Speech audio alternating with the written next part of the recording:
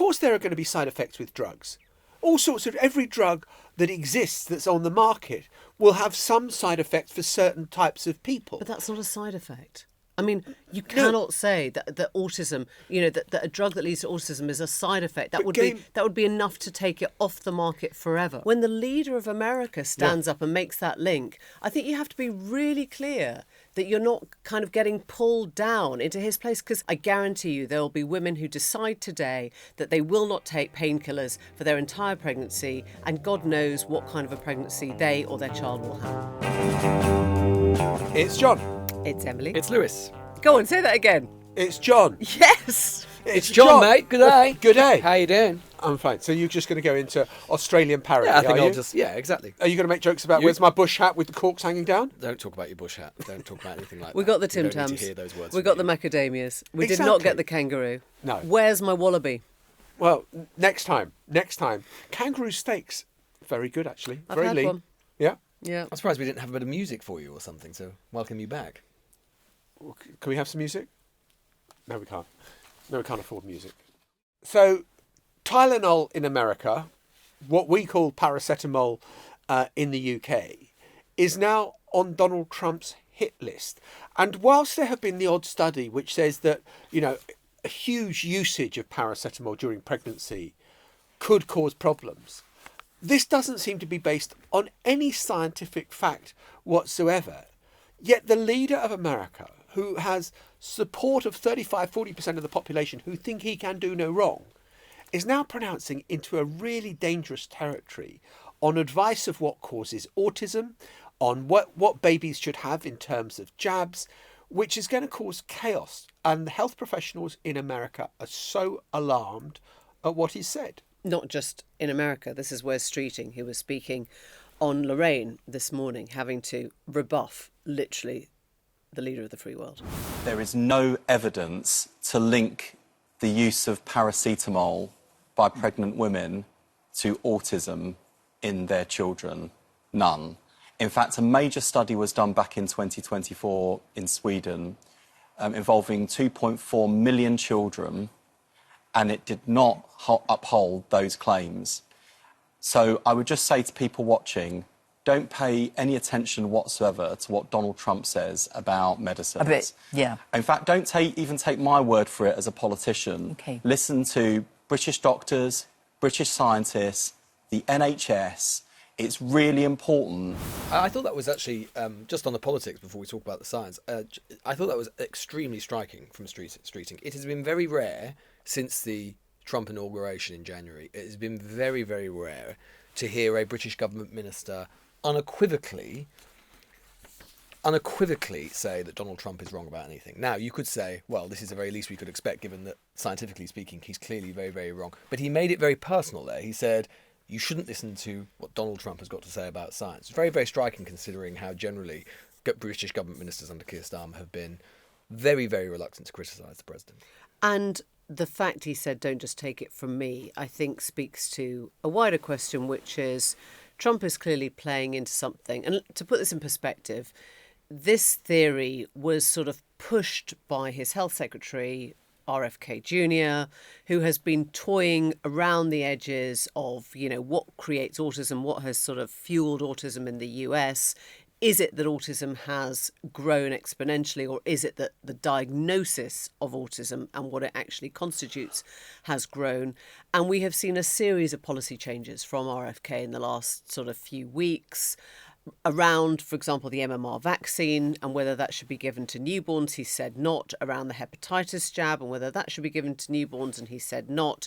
And the Tylenol study is him trying to weave together tiny bits of sort of hearsay and studies that have been done over years that have not proved anything conclusively, and handed it to the president, who's now gone out. I don't know. Does he want to win a Nobel Prize for medicine? I don't know what's going on here. But he's now said it on the podium.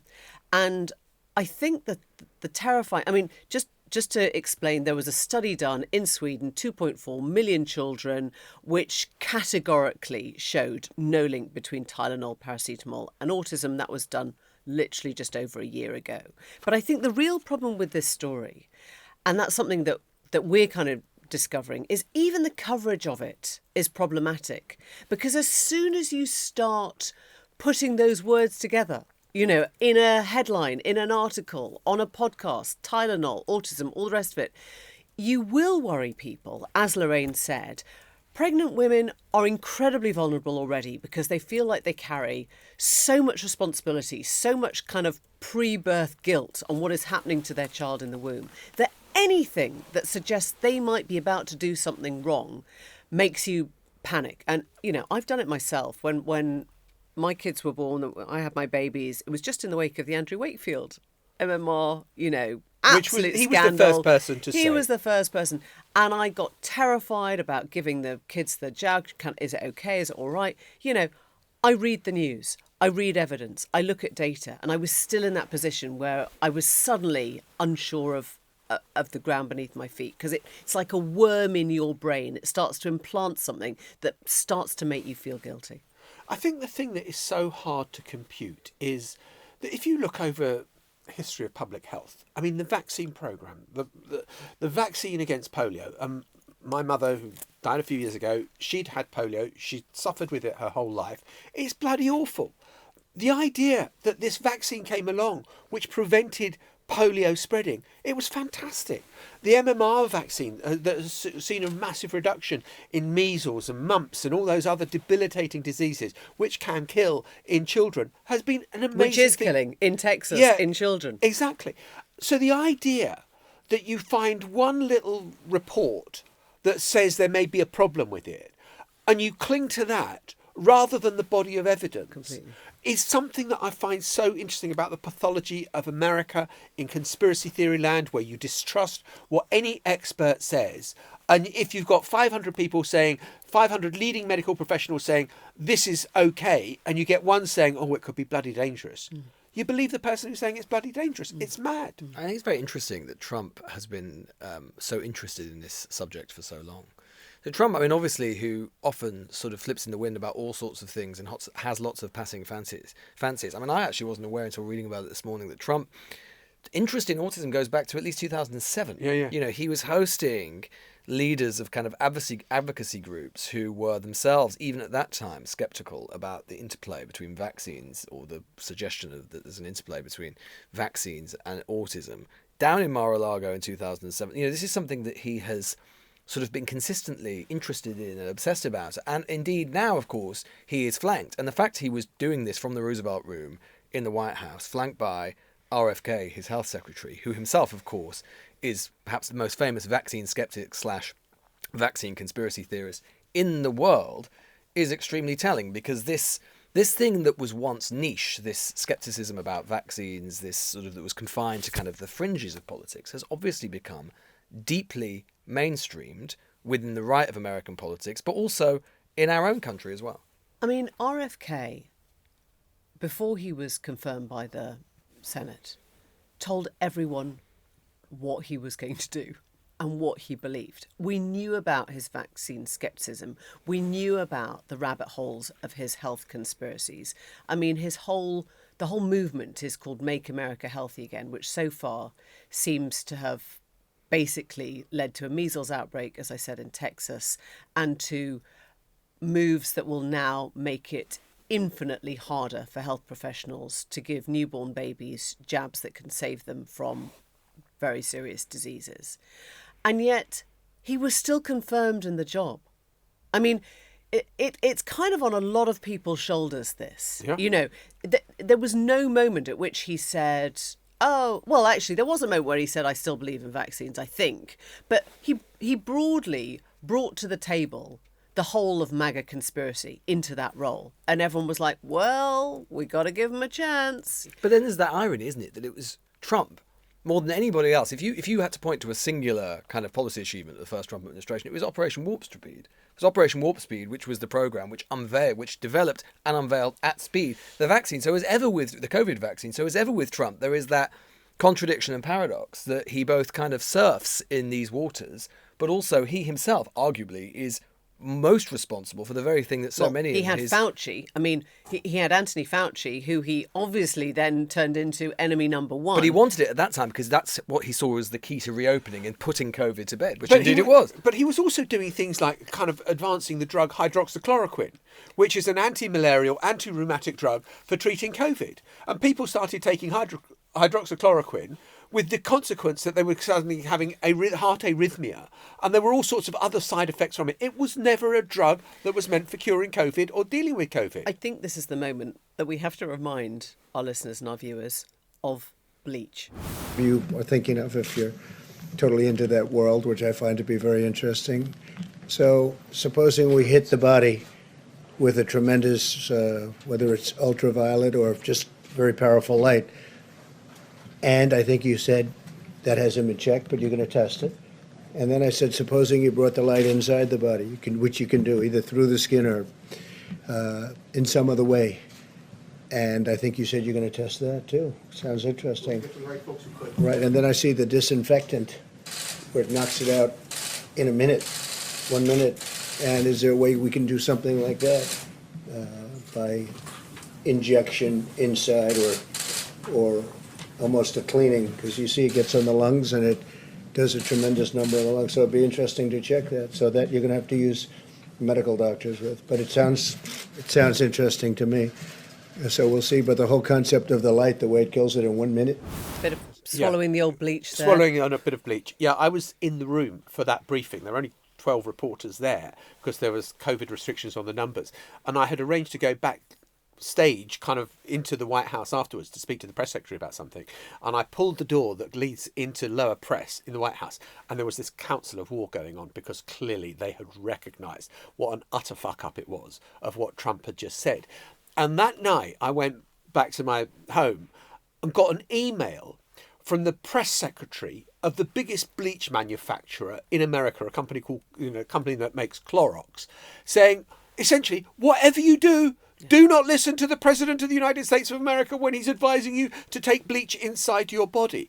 And, I can imagine that if you're the comms director for a bleach company, you're normally writing press releases about the new peach-scented bleach that we're bringing out for this spring.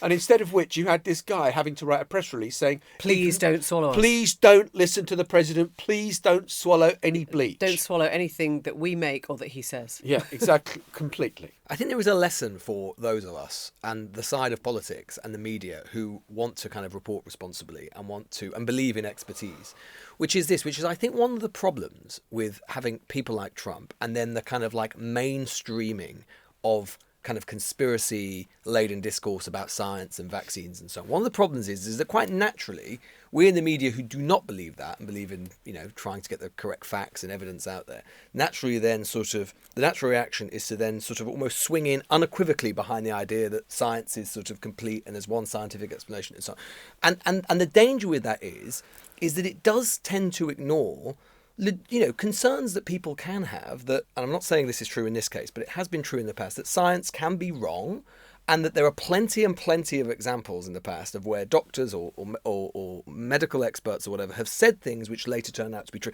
We covered one earlier in the year on this show about sodium valproate. Sodium valproate, which was a drug which was prescribed to women who had epilepsy and were consistently told there was no danger to your baby, etc., etc. And it turned out actually there was a profound danger both to the woman and to the baby themselves. I think the danger can be that when those things then do happen, it allows those who are skeptical or the conspiracy theorists to say, you see, it is part of this sort of big conspiracy. So I do think that both politicians and the media have to find a kind of language which is sympathetic to those who are not down the rabbit hole but can have concerns and at the same time basically recognise expertise where it exists. I think that is a challenge. I disagree. And I'll tell you why I disagree, because I think what we saw, for example, recently was when Trump brought federal troops onto the streets of, Washington and, is now spreading further afield.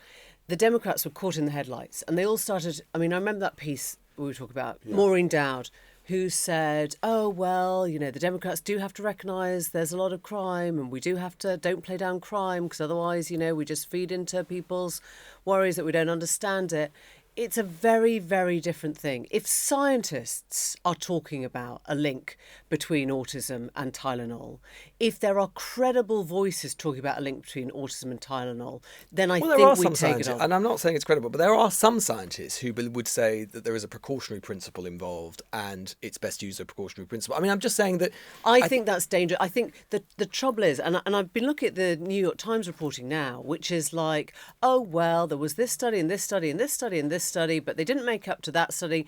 Like, if I was a pregnant woman and I was suddenly seeing everyone talking about this and enlarging it and amplifying it, and I keep on seeing the word Tylenol everywhere, and I keep on seeing autism, that's going to freak me out. I mean, that line from Trump, right? And just to put this in context, if you have a fever as a pregnant woman and you don't take painkillers, you don't try and abate the fever, you are probably doing much, much more harm to your unborn baby than if you leave it. And his advice was to tough it out. I mean, I don't know what kind of macho shtick he's playing, but I just think...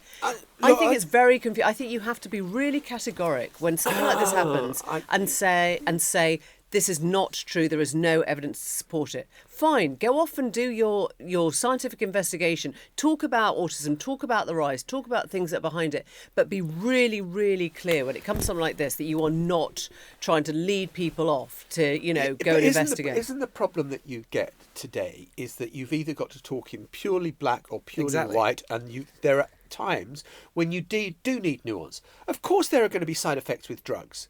All sorts of... Every drug that exists that's on the market will have some side effects for certain types of people. But that's not a side effect. I mean, you cannot say that autism, that a drug that leads to autism is a side effect. That would be enough to take it off the market forever, right? But going back to, the kind of introduction of the COVID vaccine, it was the record fast time in which the vaccine was produced. It was legitimate that there were some concerns among people. I wanted to get the vaccine as soon as I bloody could. I wanted to protect myself from, getting COVID because of, the various risk factors, etc., etc., etc. And so I was very, very keen. I believed in it. But when you start to question and people say you're being ludicrous and you're being a conspiracy theorist, I don't think that wins anyone over. I think that you've got to somehow kind of have a language which says, look, for the overwhelming majority, it's going to be absolutely safe. And for the small number of side effects, my God, not having a vaccine would be far worse. I don't think anyone's not saying that, though, are they? I mean, even Wes Streeting was very cautious. He says there is no evidence linking it. Yeah. And I think that's the form of language you use. You don't... Of course, we know some people are going to have an adverse reaction to Tylenol, just like some people had an adverse reaction to COVID. Of course, we understand that, even something that is 99% great... 1% of a whole population is a hell of a lot of people. But I think in the COVID period in particular, because there was such an understandable willingness and an understandable desire from governments to get as many people vaccinated as possible, I think the language which was used at the time, which was basically so absolutist, did open up a space for the conspiracy theorists of the world. I think it would have actually been better to be more straightforward at the time. And for politicians, not so much the scientists, but the politicians as well, to sort of hold people's hand a little bit more. Because, look, I think people who honestly have got some problem, and as there are among the MAGA crowd in particular, vaccines which have been around for, in some cases, centuries, whether it's or centuries or whether it's, the polio vaccines you were saying, John, or the sort of whatever it happens to be. That is one thing. That is clearly crazy. There has been so much evidence, literally across population after population, across literally decades. It is nonsense. But with newer vaccines, the COVID vaccine was brought forward in record time. And I'm not surprised that there were people who were a little bit sceptical about it. And I think that it should have been okay within the public discourse to express that. And I think one of the other problems is, it's a bit like the autism stuff, as always, Trump slightly alights upon some kernel of truth, right? Which is that it is true to say that autism diagnoses have been going up. That autism, if you go back, about 1 in 31 American 8-year-olds have an autism diagnosis today, according to the CDC. In 2007, the number was 150. I think right-thinking forces in the media and in politics should be okay to talk about that, to talk about the multifactorial reasons why that might be, because not doing so basically allows people like Trump to come along with I don't nonsense think anyone's conspiracy. not doing it. I mean, that's the point about this. Nobody is saying, "Oh, don't be silly. There's no problem with autism," or "There's, you're kind of exaggerating." exaggeration if you think there's a problem. I mean, obviously, as I said at the beginning, we don't know whether that is a wider diagnosis or a wider understanding of autism, or if it's a greater number of cases. That's still unknown. But I think the idea that, you know, scientists haven't been looking at this, that they haven't been running studies, that they haven't been trying out drugs, that they haven't been, I mean, obviously you don't try out kind of medical tests on sort of pregnant women. But the idea that this hasn't been going on makes it sound like, you know, scientists are going down this blind alley of thinking everything's fine all the time. It's not. But when the leader of America stands up and makes that link, I think you have to be really clear that you're not kind of getting pulled down into his place. Because honestly, you know, if you go online now and you just see Tylenol, autism, Tylenol, I guarantee you there will be women who decide today that they will not take painkillers for their entire pregnancy, and God knows what kind of a pregnancy they or their child will have. Look, it was the height of irresponsibility to frame it and phrase it in the way that he did in a White House, you know, briefing that span out of control, predictably, and him saying stuff that was way beyond probably what had been agreed before they went into the room. He just said to pregnant women, Tylenol, do not take it. Now, there is no medical research which says do not take it. None at all. And yet, the power of the presidency is that a huge number of people are going to be affected by all of that. And it is so classic Donald Trump, isn't it? That on so many things where there is just maybe a kernel of truth, a small snippet of something there, and he alights on it and thinks, I've discovered something new. And the power of the presidency being put to ill use, which I think will, I mean, if you're an American now, you know, what's going to happen to Tylenol sales? Will that be a good thing or a bad thing? It will be a bad thing. Well, it's also part of his overall shtick, isn't it? Right. I thought one of the most revealing parts of his conference yesterday was when he sort of started talking about Tylenol and then said, I'm going to say it. Look, I'm going to say it. As if someone had been stopping him saying it, or as if it was a kind of this great truth. Oh, it's been pulled out of me. Yeah. You know what? And that is central to Trump's politics, right? And that's actually where he's really come unstuck with the sort of the Epstein files and everything like that. He works best, or his politics works best, when he tries to portray himself as some sort of conduit from the public, sticking it to the establishment, the scientific establishment, whatever it happens to be, revealing some hidden truth that they've hidden from you. And that was at least part of what yesterday was about. And I think the global nature of it, I mean, I think the Lorraine clip shows that really clearly, that it's not Trump speaking to the American public. You can't contain that in a border, right? You can't contain that to America. As soon as he says that, we're all going, oh, what's the Tylenol equivalent? Oh, is that paracetamol? Is that the same drug? Is that the one? Have we got that? What would we be saying? It's going on everywhere now. It's going on throughout the world now. People are now looking at whether they should not be taking painkillers in pregnancy. Look, I remember debates when I was in Washington about what should be put on the news, where Donald Trump has again claimed that the 2020 election was stolen from him. And I would always ring up the news desk in London and say, you can't write it like that. You've got to say... He didn't. And with no evidence. Yeah. Make it clear. But as soon as you've got the claim, even with no evidence, over the 2020 election, it led to the ghastliness of January the 6th and, you know, the social disruption that caused. And it was terrible in and of itself. But this is of a far more serious nature, where you are playing with millions of people's health by saying something that has no factual basis for it. And that is genuinely playing with people's lives. I think it is all part of the same thing. I mean, you know, on the one hand, this is about direct consequences to people's health, and the election claim is about people's votes and American democracy. And I think it all ties into the same question, which is, like, fundamentally, the one action that Trump is doing in office is undoing the repository of truth. Right? Not to say, Lewis, to your point, totally, that you can go and do your studies, you can go and check things out, you can go and try and work out what is the driver, if there is one driver behind autism. Of course, we need to get to the bottom of that. Not that you shut down medical questions, but that you take what used to be a repository of truth and you basically make people feel that they just don't know. They just don't know. Oh, I thought I knew that, but I'm not sure. Oh, I thought the Bureau of Labour Statistics were the right figures for labour statistics, but I'm not sure. Oh, I thought, you know, that the stuff that's coming out of the what was the other one he fired? The CDC. The Fed.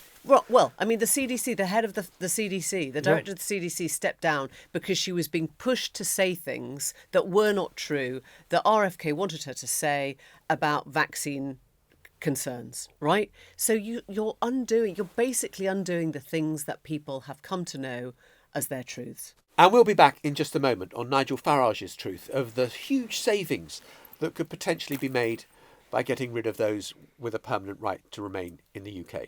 Just get some clarity very quickly on if somebody is on benefits but has indefinite leave to remain at the moment, will they be deported? Is that exactly what the policy is? And if so, do you expect legal challenges on that? And if I may, just a second question. What about pensioners who have indefinite leave to remain? They won't be able to apply for a work visa because they're not working anymore, but they may have been in this country for decades. Let us deal with the main objective of today's press conference. It's to wake everybody up to the Boris wave. It's to wake everybody up to the sheer irresponsibility of the last government and the massive impending cost that will have on this country for decades and decades to come. That is the primary reason that we're sitting here talking with you today. Yes, it is true. There are those here on indefinite leave to remain that are living on benefits. Will we be free from legal challenges? Well, of course, having cut out the Human Rights Act, the European Court in Strasbourg, British courts will be free to make judgments that are the right judgments, which they're not at the moment. We are not for a minute pretending that going back through the backlog is going to be an easy thing to do. It'll be complex, it'll come in many forms, but we do intend to address it. So that was Nigel Farage speaking yesterday with their latest announcement, saying that they will save $234 billion, this would be a reform government, by banning foreigners, people who have indefinite leave to remain in the UK, so permanent residency basically, but not citizens, from claiming benefits. He argued that if he did this, it would reverse, as you heard there, the so-called Boris wave, as he's calling it, the sort of big wave of post-COVID immigration that we saw. But they've had to clarify today that perhaps they wouldn't quite save the massive $234 billion that they suggested, because he said that there would be at least, now Reform are saying, an initial exemption for the 4 million EU citizens who have permanent settled status in the UK. So the policy would initially be limited to 431,000 non-EU migrants. So if you consider that that's quite a small number, and then consider actually how many of those even claim benefits or work-related benefits in the first place, you can easily see how that massive 234 billion figure could quite quickly be whittled down substantially. There were a lot of questions in yesterday's press conference that the Reform leader was either unwilling or simply unable to answer. And what I think lies at the heart of this is not what he is projecting doing in the future, but the indefinite leave to remain status that he intends to take away from people who have had it for years. In other words, if you came to this country many years ago, if you had children, if you then retired, what happens to you? Like, do you get kicked out? Do you get your status revoked and then are you deported? Do your children, as a result of that, no longer have their citizenship, no longer have their eligibility? What if you are on a pensioner's pension, right? What if you are retired, you're no longer working, you've been used to claiming your pension, you've contributed to the tax system in the UK, you've worked, you've stopped, you're now on a pension. Do you still get kicked out? Do you lose that benefit? There were so many moments in that press conference where Farage had to return to his description of the Boris wave. And in a way, that's what he wanted it to be about. He wanted it to say, I'm sticking this to the Tories, I'm sticking it on the Tories. This is about a post-Brexit, you could argue, post-COVID world in which Boris Johnson as Prime Minister massively increased the number of people that were allowed to immigrate into the country after freedom of movement was stopped because we frankly didn't have enough people to run the health service or anything that was going on, hospitality, all the rest of it. And so he's trying to stick it to Boris Johnson, but there are so many questions now about what happens if you literally revoke the status of people who who thought it was all, settled. But doesn't this take us to the territory where is reform really preparing to be a party of government with well-costed, detailed analysis of everything that it's doing? Or is it trying to make an argument? And its argument is, yeah, we're going to be much tougher on foreigners than the other two are. And if you're debating our figures, just like the £350 a week being, Side of the bus. on the side of the bus, we're winning because that's what we want. We want to be having this. 350 million. Yeah, 350 million a week. And that was, a ridiculous number. It was kind of very tendentious in the extreme. And so we're seeing the same tactics played again. And it's the Donald Trump playbook. You don't worry about the detail. You tell people what they want to hear, which is we're going to be much tougher on foreigners and we're not going to give the people these welfare benefits. And you don't worry about the detail too much. Yeah, but I think that then, I think that is all completely right. And Farage is playing that trick again. And he knows that if you're arguing about it on some level, he's winning, which I think therefore makes the response, the political response to it, the most important thing. And what I found striking, because it worked for Farage yesterday, right? It's actually the week of Lib Dem conference, third largest party in the House of Commons, biggest third largest force in the House of Commons for a century. And what were most of the news talking about? Well, it was Farage's announcement. So it's sort of working. And therefore the response is really important. And I thought that the Labour response, which Rachel Reeves came out with yesterday, the Chancellor, where she basically said, these figures don't really add up, I think exactly encapsulated and summed up precisely the problem you talk about, John, the 2016 problem, which is that was the Remain campaign's response, which was like, oh no, it's not really 350 million a week. It's actually, net they send us some. It's a gross figure, blah blah blah blah. But actually, the figure therefore had worked. I think that what this does though is if Labour and other forces wanted to open up a battle about this, I think this is a bit of overreach from them, because it's actually a very good emotional argument to respond to and political argument to respond to. Because yes, it is true that I'm sure if you polled this, it would poll pretty well. I think it's also true that if you then say and then start to make a political argument, which so far this government seems so unwilling very often to do against Farage, which is to say, OK, you want to take indefinite leave to remain. You want to take people who've been here, as you were saying, Emily, for 5 years, for 10 years, for 15 years or longer. Your, people's wives, their husbands, their mums, their dads, their brothers-in-law, their sisters-in-law, the teachers, the care workers, etc., etc., etc., your neighbours. Yeah. You really want to be the sort of country that deports those people? What kind of, Farage loves to talk about a sense of fair play. There is a very, very strong, and I think a universally, quite universally held belief, I'm sure, in the country, that would not strike people as fair play. What people want is a sense of fairness about immigration. They want a sense of control. They don't like the lawlessness they're seeing at the border, the so-called illegal immigration. Fine. But for people who've been here already, I think that is a pretty strong open goal for Labour or whoever to try and score into, to actually start getting on the attack on some of this stuff at once. 100%. And not only the kind of like, do you want to be this kind of country, which to your point is right. No, they don't. I don't think people do like that idea that you're just deporting people who never thought that they were going to be asked about. And have paid taxes, by the way. Who've paid taxes, who've raised their children, who've fed into who communities. Volunteer, who are part of the community. But also who work in jobs that we desperately need them to work in, right? I mean, the other missed goal is Labour not saying, can we just check what would actually happen to our health system? Can we just check what would happen to our care homes? Can we just check how many restaurants? Do you remember the time we went to Clacton? Exactly right? That. I mean, this was when... You two are always there. You can't stay away. I have to say, it's a great beach. You might as well buy fantastic. A house. Or get someone else to buy one for you. Yeah, maybe your wife. Yeah. But the point is that we can't actually fill most of those jobs anyway. And they're not making the economic argument, which is how much we need, how much we desperately rely on people to fill the jobs that Brits don't want to do, right? Again, a missed goal. I mean, you talk about Ed Davey being overlooked, and I mean, his speech is this afternoon where I think he's going to call on scientists who don't want to work under the kind of craziness of the Trump administration to come over here, which sounds like a bloody good idea. We missed out on 2 contracts with pharmaceutical companies last week, one with Merck, a really big contract. I think AstraZeneca was the other one. If we are offering scientists a place where they can work without interference or without being part of the sort of RFK anti-vax world, then I think that should be a sort of a plus and a thing we can reach to. But the other thing that Ed Davey said was, hang on a sec, we didn't have any of the illegal immigration problems of small boats before you gave us Brexit, right? Before we ended up with our agreement with 27 other nations. Before, we used to have the Dublin Agreement, before we had returns agreements, before we had good relationships with the EU, all the rest of it. There wasn't a small boats problem. Do you remember when you first heard the term small boats, right?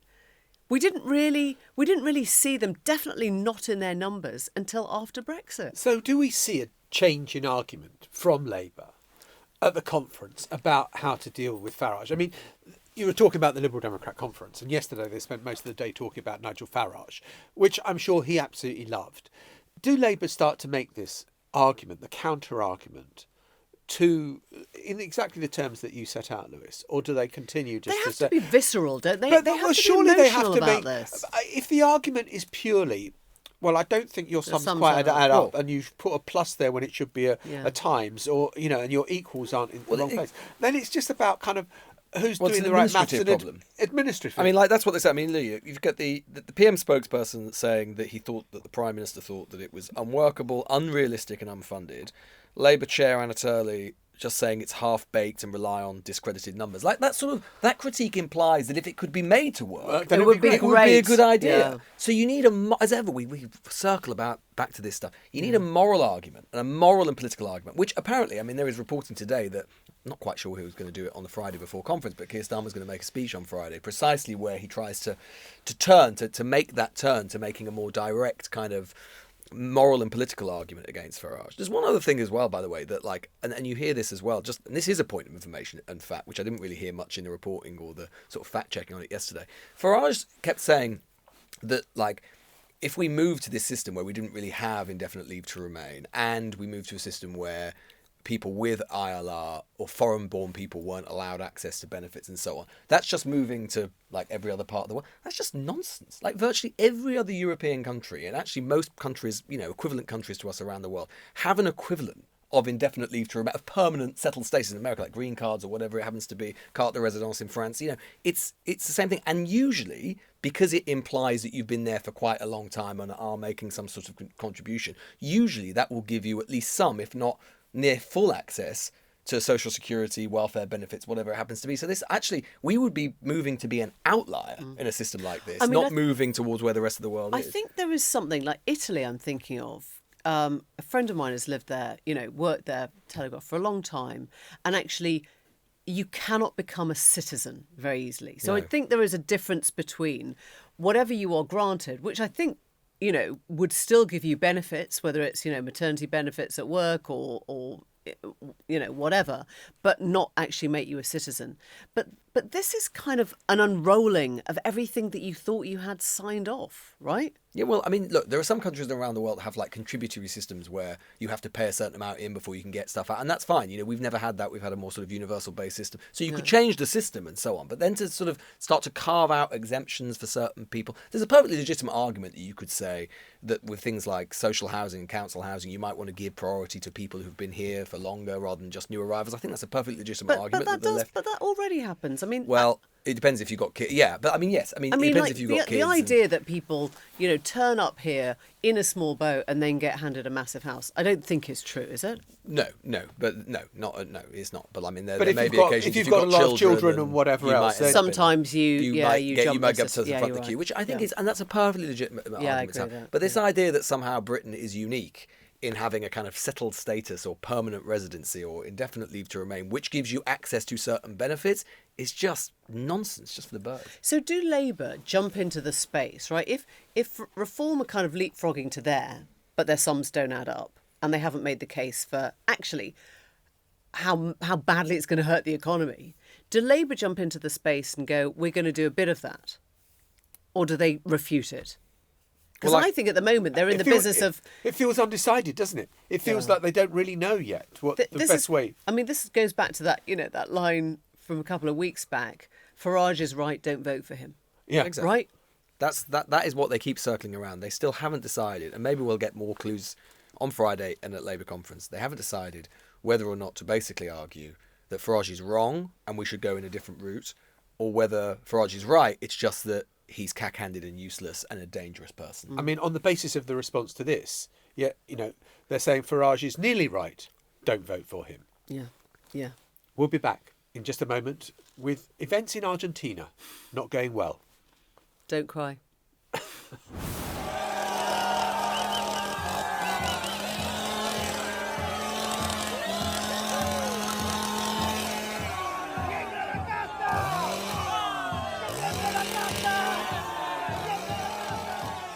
The man who wielded the chainsaw as part of an election campaign to bring Argentina back from the people, one Javier Milei, elected president 2 years ago, is now having to go, I'm going to use this phrase because we love it so much, cap in hand, to the US administration to ask for help with Argentina's debt.